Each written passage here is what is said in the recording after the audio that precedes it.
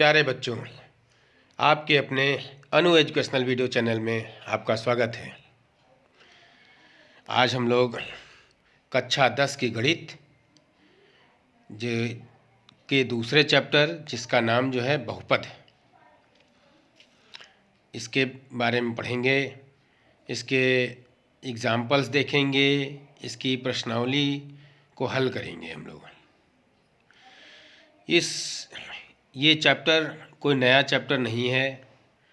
9th class में हम इसको पढ़ चुके हैं और आगे इस 10th क्लास में आगे की प्रश्नावली करने से पहले हम लोग जो 9th क्लास में पढ़े हुए हैं उसको एक बार फिर से हम लोग दोहरा लेंगे, क्योंकि उनकी ज़रूरत जो है इस चैप्टर में है। तो उसको हम लोग देख लेते हैं, इसके बाद तब इसकी प्रश्नावली हम लोग हल करेंगे। तो देखते हैं बच्चों, बहुपद। सबसे पहले तो बहुपद क्या होता है? तो बहुपद एक से ज़्यादा जिसमें पद होते हैं उसे बहुपद कहते हैं। नाम से ही समझ में आ रहा है कि बहुपद, बहु माने बहुत से, पद माने पद। तो एक से ज़्यादा पद जिसमें होता है उसे बहुपद कहते हैं। जैसे 2x - 3। तो चूँकि हम लोग 9th क्लास में पढ़ चुके हैं इस चीज़ को, तो इससे आप लोग परिचित होंगे। यहाँ जो x है या ये y है, ये सब चर कहलाते हैं। तो 2x - 3, 2y² - 3y + 4 इत्यादि इत्यादि। ये सब जो है ये सब बहुपद है। इसमें चर x, y, z, t, u, v, a, b ये सब जो आते हैं इसमें, ये सब चर कहलाते हैं। और जो ये लास्ट में आ रहा है 3, 4, ये सब जो है अचर कहलाते हैं। 5 - 8, 1/7, कड़ी में 2 -2/5 इत्यादि, ये सब अचर कहलाते हैं। आगे देखते हैं बच्चों, इसको जानना बहुत ज़रूरी है। पूरा प्रश्नावली हल करने से पहले इसको जानना बहुत ज़रूरी है। बीजीय व्यंजक। बीजीय व्यंजक क्या होता है? कुछ निश्चित चर तथा अचर। अभी ऊपर हमने चर अचर के बारे में आपको बताया है। तो कुछ निश्चित चर तथा अचर राशियों के योग, अंतर, गुणन, भाग इत्यादि के संयोग से बने पदों को बीजीय व्यंजक कहते हैं। जैसे ये चर है x और 2 जो है अचर है। अब इसको इसमें जो है योग किया गया है, प्लस किया गया है, तो इससे जो बने पद हैं को बीजीय व्यंजक, इसको बीजीय व्यंजक कहते हैं। तो जैसे 4x + 2, कड़ी में 3x + 5, 7x, 2x² + 3x -2/5 इत्यादि, ये सब जो है बीजीय व्यंजक है। अब बहुपद, ऐसे बीजीय व्यंजक जो निम्नलिखित शर्तों को पूरा करते हों बहुपद कहलाते हैं। बहुपद होने के लिए कुछ शर्तें होती हैं। अगर उस बीजीय व्यंजक में उन शर्तों को पूरा करता है वो बीजीय व्यंजक, तभी उसको बहुपद कहेंगे, अन्यथा उसको बहुपद नहीं कहेंगे उस बीजीय व्यंजक को। कौन कौन सी शर्तें हैं हम लोग देख लेते हैं। पहली बात कि उस बीजीय व्यंजक में चर राशि का घातांक एक धनात्मक पूर्णांक हो। चर राशि का जो चर राशि है, जैसे ये y, ये सब, इसका जो घातांक है, ये जो ये घात लगा है, ये एक धनात्मक पूर्णांक हो।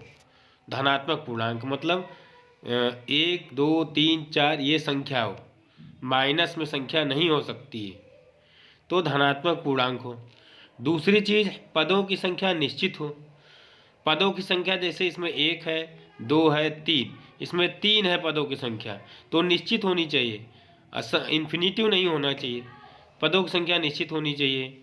और प्रत्येक पद में चर राशि का गुणांक एक वास्तविक संख्या होना चाहिए। और प्रत्येक पद में, जैसे ये एक पद ये है, इस पद में जो है जो चर राशि का जो गुणांक है, चर राशि वाई स्क्वायर है, इसका गुणांक 2 है, तो ये एक वास्तविक संख्या है। इसी तरह से वाई पद है और इसका जो है -3 या 3 जो है ये वास्तविक संख्या है। तो इसी तरीके से होना चाहिए। तो ये सारी शर्तों को पूरा कर रहा है। जैसे पहला 2y² -3y और +4 एक बहुपद है। क्यों? क्योंकि तीनों शर्तों को पूरा करता है। अभी हमने देखा तीनों शर्तों को। चर राशि का घातांक धनात्मक पूर्णांक है, ये धनात्मक पूर्णांक है, और पदों की संख्या भी निश्चित है, और प्रत्येक पद में चर राशि का जो गुणांक है वास्तविक संख्या है। ये हम देख लिए, ये सब 2 और -3 सब वास्तविक संख्याएं हैं। तो इसलिए ये क्या है, एक बहुपद है। आगे देखते हैं बच्चों, √x + 2 एक बहुपद नहीं है। यहाँ x⁴ 1/2 है, क्योंकि होना क्या चाहिए, होना चाहिए धनात्मक पूर्णांक, होना चाहिए धनात्मक पूर्णांक। तो धनात्मक पूर्णांक में 1/2 आता नहीं है। जब भी कर्ली में x होगा तो उसका मान x का x⁴ 1/2 होगा।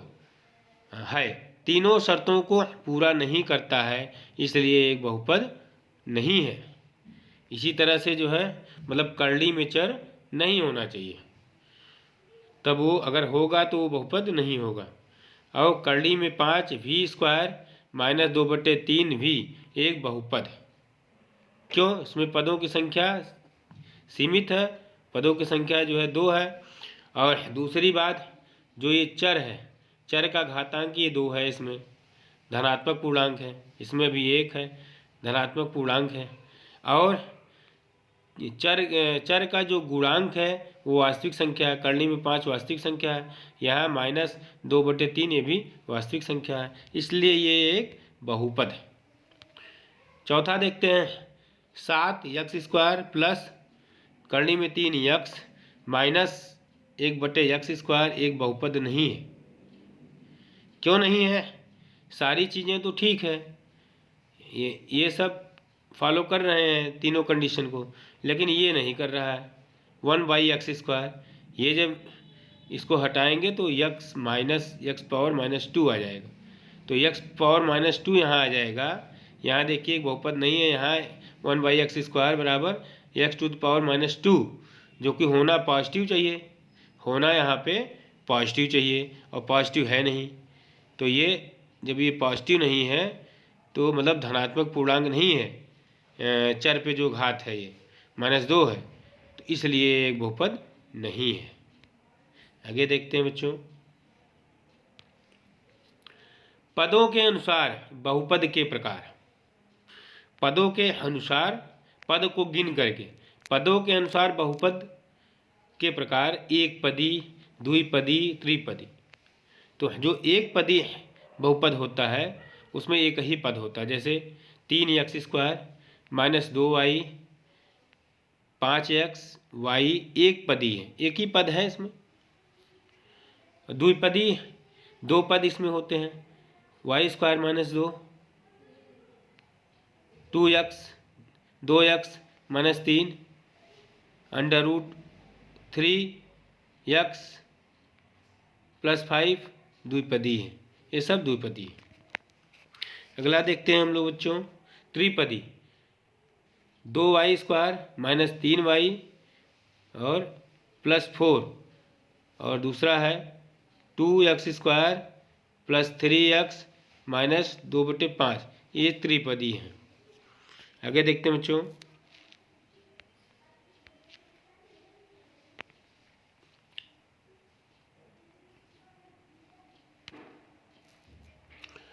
घातों के अनुसार बहुपद के प्रकार।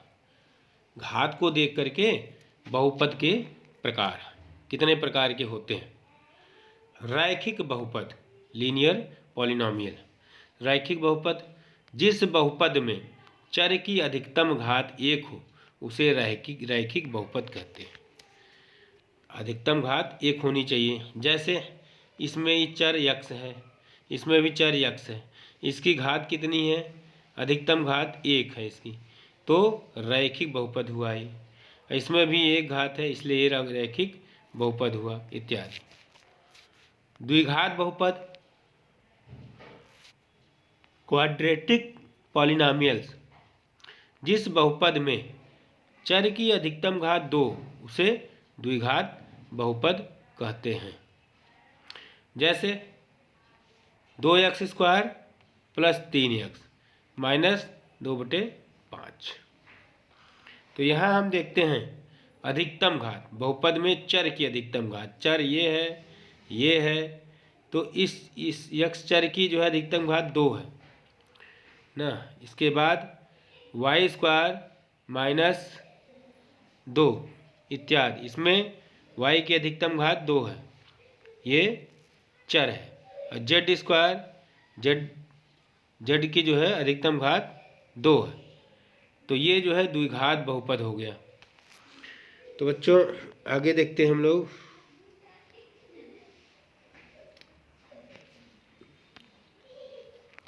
त्रिघात बहुपद, क्यूबिक पॉलिनोमियल, जिस बहुपद में चर की अधिकतम घात 3 हो उसे त्रिघात बहुपद कहते हैं। जैसे 2 - x³ x³ x³ और 3 - x² प्लस x³ इत्यादि। तो इस सब में हम देख रहे हैं कि इसमें x³ मैक्सिमम है, फिर यहाँ भी x³, यहाँ x³ मैक्सिमम है, इसलिए त्रिघात बहुपद हो जाएगा ये। आगे देखते हैं बच्चों, शून्यांक। अब शून्यक, अब हमारा जो प्रश्नावली 1.1 है इसी पे आधारित, इसलिए इसको बहुत ध्यान से देखिए, इसी से हमारा प्रश्नावली 1.1 हो जाएगा। शून्यक बहुपद का ग्राफ, जो ग्राफ बहुपद का बनता है, यक्स अक्ष को जितने बिंदुओं पर काटता या स्पर्श करता है उतने ही बहुपद के शून्यक होते हैं। जैसे इसको जानने से पहले हम लोग ये जानेंगे, ज़रूरी है कि एक एक्स एक्सिस, ऐसे एक्स एक्सिस से वाई एक्सिस होता है, एक्स एक्सिस वाई एक्सिस। तो इधर जो है पॉजिटिव संख्या आती है वाई की, इधर निगेटिव संख्या आती है। इधर एक्स की पॉजिटिव संख्या आती है, इधर एक्स की जो है निगेटिव संख्या आती है।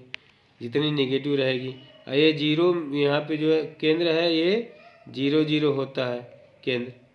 इसके बाद हम देखते हैं बच्चों कि ऊपर हम बता भी आए हैं कि एक्स एक्सिस पे जो बहुपद का जो ग्राफ है, एक्स एक्सिस पे जहाँ जहाँ काटेगा, जैसे इसे ऐसे गया है, तो जहाँ जहाँ एक बिंदु पे काट रहा है, 2 बिंदु पे काट रहा है, 3 बिंदु पे काट रहा है, जितने बिंदु पर एक्स एक्सिस को काटेगा उतने ही जो है शून्यक होंगे, उतने ही उसमें क्या होंगे, शून्यक होंगे। जैसे बहुपद की ग्राफ एक्स एक्सिस को जितने बिंदुओं, देखिए यहाँ पे लिखे भी हैं, बहुपद की ग्राफ एक्स एक्सिस को जितने बिंदुओं पर काटता है या स्पर्श करता है उतने ही बहुपद के शून्यक होते हैं। तो बच्चों आगे देखते हैं हम लोग, इसको अलग अलग बराबर बराबर खंड में बांट भी दिया जाता है। इधर एक्स एक्सिस पे सब पॉजिटिव नंबर की संख्याएं रहती हैं, यानी धनात्मक, और इस तरफ जो है ऋणात्मक रहती हैं, माइनस में रहती हैं। जैसे इधर 1 2 3 आया, इधर -1 -2 -3। इसी तरीके से वाई एक्सिस में ऊपर की तरफ जो है सब धनात्मक संख्याएं आती हैं, और नीचे की तरफ जो है माइनस वाली ऋणात्मक, तो -1 -2 और -3 आ जाएगा। आगे देखते हैं हम लोग।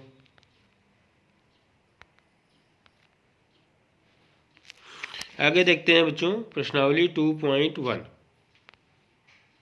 प्रश्नावली 2.1 इसमें हम लोग देखते हैं कि पहला क्वेश्चन है इसमें, किसी बहुपद पी एक्स के लिए y बराबर पी एक्स का ग्राफ नीचे आकृति 2.10 में दिया है। प्रत्येक स्थिति में पी एक्स के शून्यकों की संख्या ज्ञात कीजिए। इसके शून्यकों की संख्या ज्ञात करनी है। तो ये ग्राफ बनाया गया है, ये एक्स एक्सिस है और ये वाई एक्सिस है। अब ये जो ग्राफ बना है ये बहुपद का, वो ऐसे तीर है जो कि एक्स एक्सिस पे कहीं नहीं काट रहा है। तो कहीं नहीं काटेगा एक्स एक्सिस पे, तो उसकी जो है शून्यक जो है 0 हो जाएगी। तो इसकी शून्यक की संख्या 0 है। ये 0 हमने लिख भी दिया। और ये जो ग्राफ है दूसरे वाले में, ये ऐसे काट रहा है, ठीक है, एक्स एक्सिस वाई एक्सिस को। तो ऐसे काट रहा है, तो हम देख रहे हैं कि एक जो है इसने एक्स एक्सिस पे काटा, दूसरा इसने वाई एक्सिस पे काटा। तो जो एक्स एक्सिस पे काटा है, एक जगह काटा है, तो यही एक जो है शून्यक इसके होंगे। और तीसरा प्रश्न है बच्चों कि अब इसमें है ये एक्स एक्सिस और वाई एक्सिस। तो इसमें जो ये बहुपद की ग्राफ है ये ऐसे ऐसे जा रही है। तो जहाँ जहाँ जिन जिन बिंदुओं पर एक्स एक्सिस पे काटती है, ये एक्स एक्सिस पे यहाँ काटती है, यहाँ काटती है, यहाँ काटती है, तो इतने ही शून्यक इसमें होंगे। तो इसलिए इसमें 3 शून्यक है, 3 जगह काट रही है तो 3 शून्यक इसमें होंगे। अगला देखते हैं बच्चों, ये ग्राफ है चौथे वाले में, ये वाई एक्सिस है, ये वाई एक्सिस है, ये एक्स एक्सिस है। तो इसको जो है ये जो बहुपद की जो ग्राफ ऐसे बनी है, वो एक्स एक्सिस पे हमको देखना है हमेशा कि एक्स एक्सिस पे कहाँ कहाँ काट रही है, कितने जगह काट रही है। तो एक्स एक्सिस पे एक जगह यहाँ, एक जगह यहाँ काट रही है, यानी 2 जगह, और कहीं नहीं काटी है, तो ये 2 हो जाएगा। इसमें देखते हैं 5वें वाले में बच्चों, ये वाई एक्सिस है, ये एक्स एक्सिस है, और इसमें ऐसे ऐसे जो है काट रही है, बहुपद की ग्राफ ऐसे ऐसे काट रही है, यानी 2 जगह इसमें जो है, 3 जगह इसमें काट रही है। कहाँ कहाँ? इसमें एक जगह यहाँ काट रही है, एक जगह यहाँ काट रही है, एक जगह यहाँ, और एक ये 4 जगह इसमें काट रही है। इसमें कहाँ कहाँ काट रही है? 4 जगह काट रही है, इसलिए इसका शून्य कितना होगा? 4 हो जाएगा। अब हम लोग बच्चों आगे देखते हैं कि ये वाई एक्सिस, ये एक्स एक्सिस, ठीक है। इसमें जो है बहुपद की जो ग्राफ है ऐसे ऐसे ऐसे, यानी कितने जगह काट रही है? एक तो ये हो गया, ठीक है, एक ये हो गया, एक ये हो गया, यानी 3 जगह। तो इसका शून्यक जो है 3 होगा। तो ठीक, आगे देखते हैं बच्चों,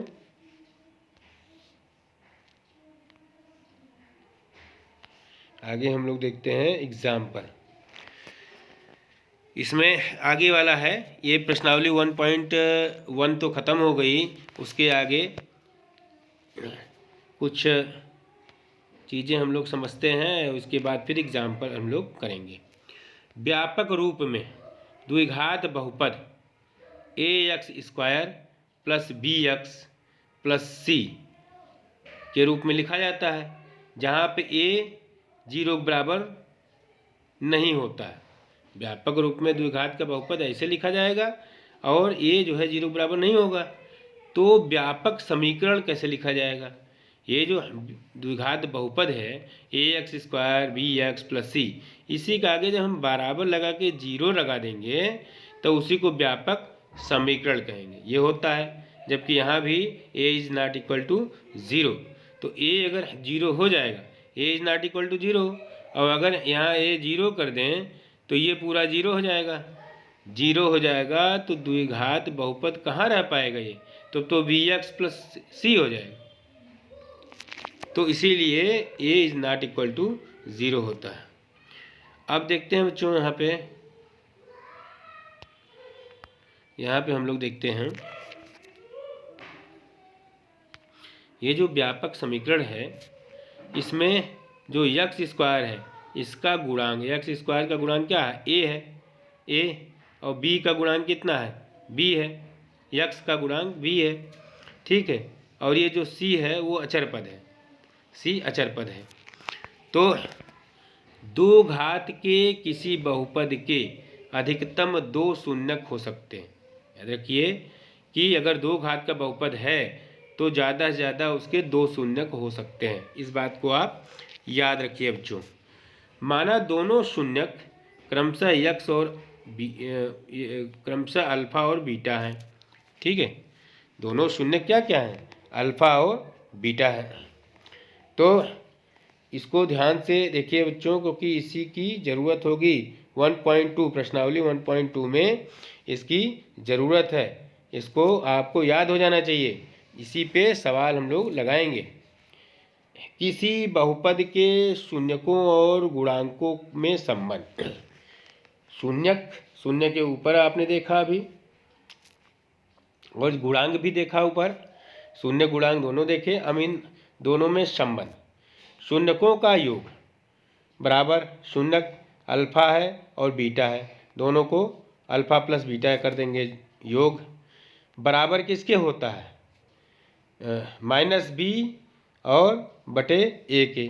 और माइनस बी क्या है, यक्स का गुणांक है, यानी माइनस ब्रैकेट में यक्स का गुणांक, तो यक्स का गुणांक बी है तो माइनस बी हो गया, और बटे नीचे यक्स स्क्वायर का गुणांक, यक्स स्क्वायर का गुणांक ए है तो ए हो गया।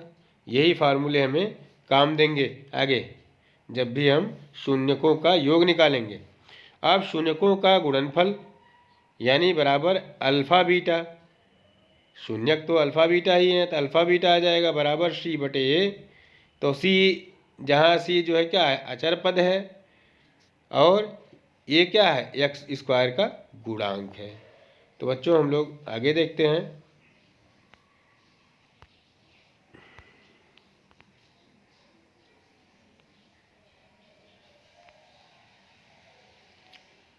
देखिए उदाहरण 2, द्विघात बहुपद x square plus 7x plus 10 के शून्यक ज्ञात कीजिए और शून्यकों तथा गुणांकों के बीच के संबंध की सत्यता की जांच कीजिए।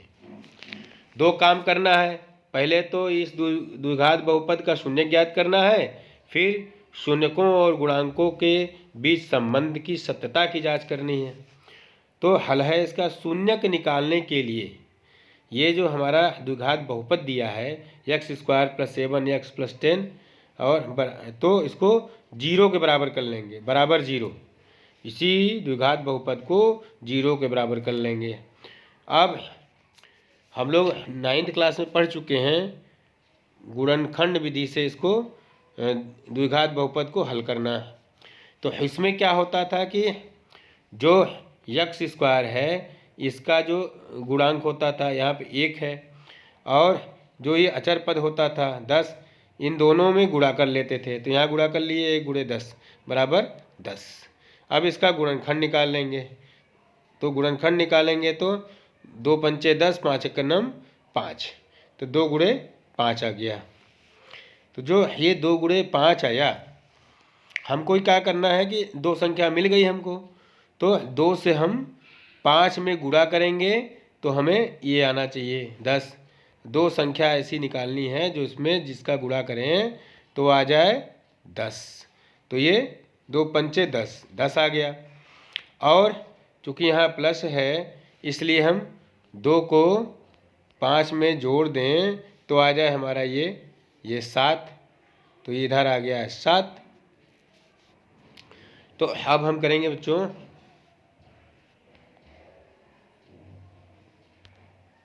देखिए इसको हम लोग ऐसे तोड़ेंगे, ये एक्स स्क्वायर रह जाएगा, और ये जो 7x है इसको हम तोड़ के 5x और प्लस 2x में तोड़ देंगे, और प्लस 10 है ही है बराबर 0 हो जाएगा।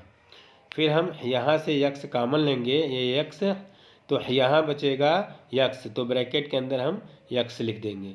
और यहाँ बचेगा 5, यक्स से यक्स कट जाएगा तो बचेगा 5, तो यहाँ पे यक्स प्लस 5 लिख देंगे हम। फिर प्लस आएगा, फिर यहाँ से 2 कॉमन ले लेंगे तो यहाँ बचेगा यक्स और 2 पंचे 10, तो यहाँ प्लस 5 हो जाएगा बराबर 0। तो यक्स प्लस 5 ये कॉमन ले लेंगे जो कि दोनों में, इसमें दोनों में है, तो कॉमन लेने से ये इससे ये कट जाएगा, बचेगा इधर यक्स, तो इस ब्रैकेट में यक्स आ गया और यहाँ भी ये एक दूसरे कट जाएगा तो यहाँ बचेगा 2। तो ये आएगा बच्चों यक्स प्लस 5 और दूसरे ब्रैकेट में यक्स प्लस 2 बराबर 0।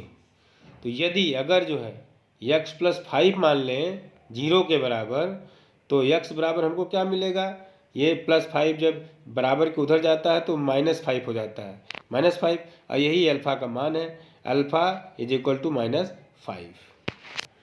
ये शून्यांक, एक शून्यांक हो गया। दूसरा शून्यांक निकल जाएगा, यदि यक्स प्लस 2 बराबर 0 तो यक्स बराबर -2 और बीटा बराबर -2। ये दूसरा हमारा जो है शून्यक है। तो अब हम देखते हैं आगे बच्चों।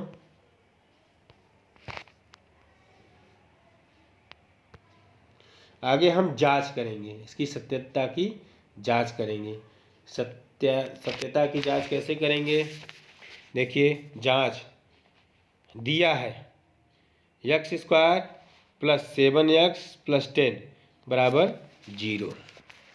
तो यहाँ पे जो है a बराबर 1, यहाँ 0 लिखने की ज़रूरत नहीं है, लिख भी सकते हैं, लेकिन यहाँ इससे मतलब है कि a की वैल्यू क्या है, b की वैल्यू क्या है, c की वैल्यू क्या है।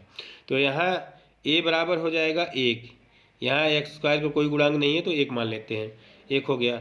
और b बराबर कितना आएगा 7, b x होता है तो 7 आ जाएगा, और ये 10, तो c बराबर 10 हो गया। अब शून्यकों का योग बराबर होता है अल्फ़ा प्लस बीटा बराबर -b/a।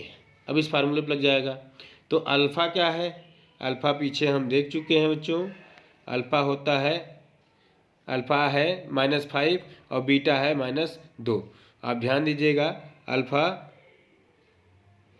देखिए अल्फ़ा यहाँ पे -5 है तो -5 लिख दिए, और बीटा यहाँ पे 2 है, -2, तो -5 और -2, इसका वैल्यू -5 अल्फ़ा का और बीटा का -2 हो गया, बराबर ये b का है जो है, यहाँ देखिए 7 वैल्यू है तो ये -7 और a की 1 है बटे 1।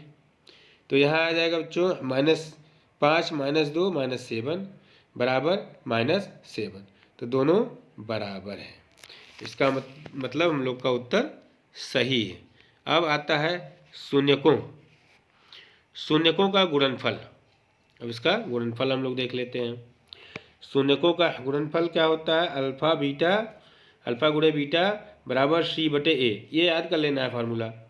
तो अल्फ़ा का -5 बीटा का -2, तो माइनस माइनस प्लस हो जाता है और 2 पंचे 10 हो जाता है, इधर 10 आएगा ही, 1 से किसी भी संख्या में भाग लगाएंगे तो वही संख्या आएगी, तो 10 बराबर 10, ये दिखाता है कि हमारा उत्तर सही है। अब तीसरा क्वेश्चन आ जाएंगे बच्चों। तीसरा क्वेश्चन है, बहुपद x² - 3 के शून्यक ज्ञात कीजिए और शून्यकों तथा गुणांकों के बीच के संबंध की सत्यता की जांच कीजिए। तो इसमें बहुपद हमारा ये दिया है x² - 3, तो शून्यक निकालने के लिए x² - 3 बराबर 0। अब इसमें हमारा गुणनखंड विधि लगेगा नहीं, द्विघात बहुपद का गुणनखंड विधि इसमें नहीं लगेगी। तो ये है, इसको हम तोड़ सकते हैं, क्योंकि हमें मालूम है कि a² - b² बराबर एक ब्रैकेट में a - b, दूसरे ब्रैकेट में a + b होता है।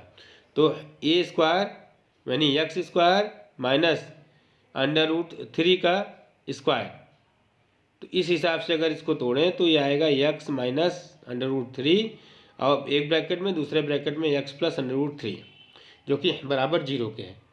यदि x माइनस √3 बराबर 0, अगर इसको 0 के बराबर रख लें तो x बराबर क्या होगा, √3। तो आएगा क्या, अल्फ़ा बराबर √3 निकल गया। अब यदि x प्लस √3 बराबर 0 मान लें इसको, तो x is equal to minus √3 आ जाएगा और बीटा जो है बराबर माइनस √3 हो जाएगा। तो आगे देखते हैं बच्चों, इसकी जांच कैसे करते हैं, देखते हैं। जांच दिया है x² माइनस 3 बराबर 0, तो a बराबर तो 1 हो जाएगा क्योंकि ये यही है ax², और b बराबर 0 नहीं दिया है b बराबर, और c बराबर दिया है -3। तो अब इससे हम शून्यकों का योग निकालते हैं। शून्यकों का योग अल्फ़ा प्लस बीटा बराबर -b/a। इसको याद हो जाना चाहिए, ये फार्मूला याद हो जाना चाहिए बच्चों। तो अल्फ़ा की वैल्यू है √3 और बीटा की वैल्यू है -√3। तो बराबर, और b है 0, तो -0/1। जब 0 में किसी भी संख्या से भाग दिया जाता है तो 0 ही आता है। ठीक है, इधर हो गया। और अब करली में 3, अब माइनस करली में 3, दोनों का साइन अलग अलग है तो दोनों कट जाएंगे, आएगा 0। तो 0 बराबर 0 ये आ गया। अब शून्यकों का गुणनफल, इसमें अल्फ़ा बीटा बराबर CA। तो अल्फ़ा करली में 3 गुणे बीटा करली में 3 बराबर C क्या है, -3 है, और A क्या है, 1 है। तो इधर आएगा माइनस का प्लस में गुणा करेंगे तो माइनस आएगा, और करली में 3 का करली में 3 में गुणा करेंगे तो 3 आएगा, बराबर इधर से -3 आएगा, तो ये बराबर है। तो उत्तर की जांच हो गई। अब चौथा क्वेश्चन आता है बच्चों। चौथा प्रश्न है, एक द्विघात बहुपद ज्ञात कीजिए जिसके शून्यकों का योग तथा गुणनफल क्रमशः -3 और 2 है। तो इस तरह का जब क्वेश्चन आएगा बच्चों, तो एक नोट हम आपको लिखवा दे रहे हैं। इससे बहुत आसानी से आप द्विघात बहुपद को ज्ञात कर लेंगे। द्विघात बहुपद ज्ञात करने के लिए शून्यकों का गुणनफल होता है अल्फ़ा प्लस बीटा, शून्यकों का योगफल होता है अल्फ़ा प्लस बीटा, शून्यकों का गुणनफल होता है अल्फ़ा गुणे बीटा। तो द्विघात बहुपद क्या होगा इसका ये फार्मूला है x² माइनस ब्रैकेट में अल्फ़ा प्लस बीटा और x और प्लस अल्फ़ा बीटा। ये फार्मूला याद कर लीजिए, और इसी में मान रख देंगे अल्फ़ा प्लस बीटा का और अल्फ़ा बीटा का, तो आपका द्विघात बहुपद बन जाएगा और कुछ करने की ज़रूरत नहीं है बच्चों। तो ऊपर दिया है क्वेश्चन, उसी से हम जो है देख लेते हैं क्या क्या दिया है। शून्यकों का योग बराबर अल्फ़ा प्लस बीटा बराबर -3, ये दिया है शून्यकों का योग -3। शून्यकों का गुणनफल बराबर अल्फ़ा इंटू बीटा बराबर 2। तब द्विघात बहुपद कैसे हो जाएगा, ये फार्मूले से हो जाएगा। फार्मूला है x² minus alpha plus beta x फिर प्लस अल्फ़ा बीटा। तो x² माइनस का माइनस बाहर लगा देंगे, और अल्फ़ा बीटा की वैल्यू है -3, तो ब्रैकेट के अंदर लिख देंगे, फिर x और प्लस अल्फ़ा बीटा की वैल्यू होती है 2, तो ये आ जाएगा x², और जब ये माइनस का माइनस में गुणा करेंगे ब्रैकेट हटेगा तो ये प्लस हो जाएगा, +3x और फिर +2। तो यही आंसर आ जाएगा बच्चों। तो बच्चों आज यहीं तक, और हम समझते हैं कि आपको बहुत अच्छी तरीके से आ गया होगा, और अगर नहीं आया है तो फिर से वीडियो को देख लीजिए, 2 बार 3 बार देखिए, अच्छी तरीके से समझ में आ जाएगा आपको। अगर लगता है कि आपको हमसे कुछ सीखने को मिल रहा है और हम इसी तरह से आसान तरीके से आपको समझाएं और प्लेटफॉर्म पे बने रहें। तो आप इस वीडियो को लाइक करिए और शेयर करिए, ज़्यादा से ज़्यादा लोगों तक पहुंचा दीजिए और सब्सक्राइब करिए बच्चों। और वीडियो को देखने के लिए धन्यवाद। वीडियो को देखने के लिए बच्चों